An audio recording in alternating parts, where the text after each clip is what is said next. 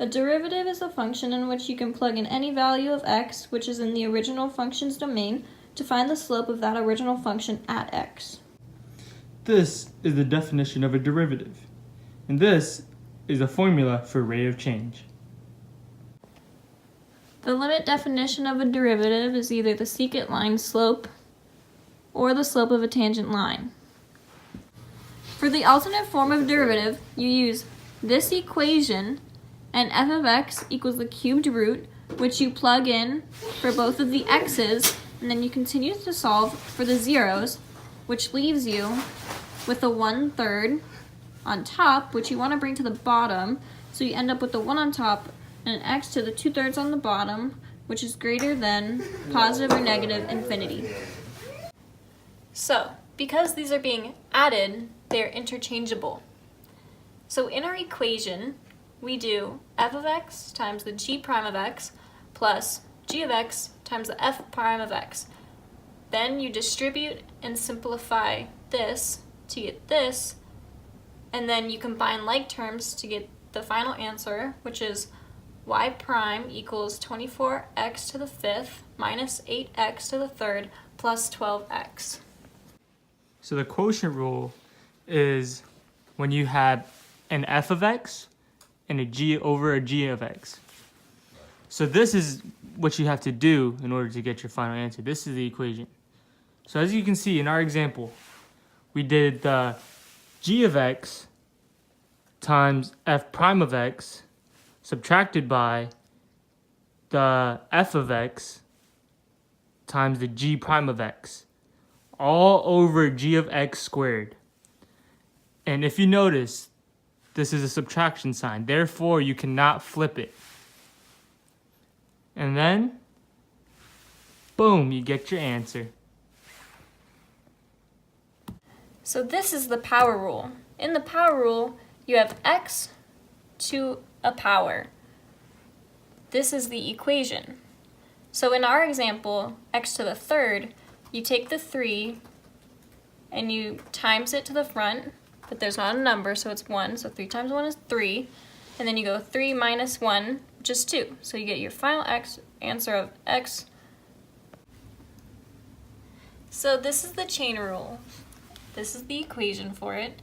So what you want to do is you want to take your equation and separate the outside and the inside. So the inside is 3x squared plus 1, and the derivative of that is 6x. And then the outside is the square root of u, which equals u to the half, which overall equals 1 over 2 u to the half. And you want to take that and you want to times it by the derivative of the inside, which is 6x, and that'll equal 1 over 2 times 3x squared plus 1 to the half, and you want to times that again by the 6x, and your final answer will be 3x over 3x squared plus 1 to the half, or if you want to keep it in the square root, you can do 3x over 3x squared plus 1 in the square root. This is implicit differentiation. It's when you can't solve for a y. So you have the first 3 steps. And as you can see, our example follows all 3 steps. Each time you find the derivative of a y, you do y prime. As you can see, in our example, we do exactly that. And if you follow our example with the steps, you should be all right. These are your trig derivatives. You will use these and plug them in if you see any of these in your equation.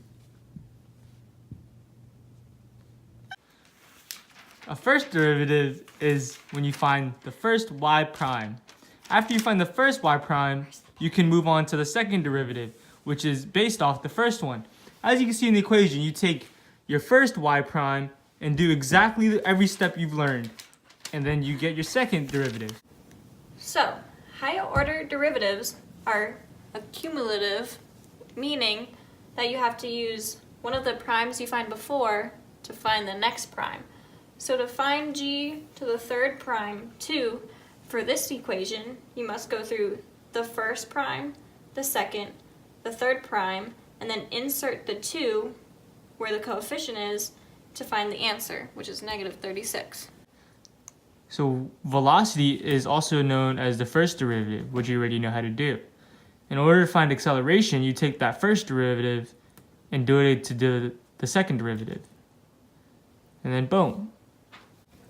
Differentiability in continuity. A function is differentiable at a point when there's a defined derivative at that point. This also means that it's continuous. So the derivative of a sharp turn, cusp, or end of a segment do not exist because they're not differentiable.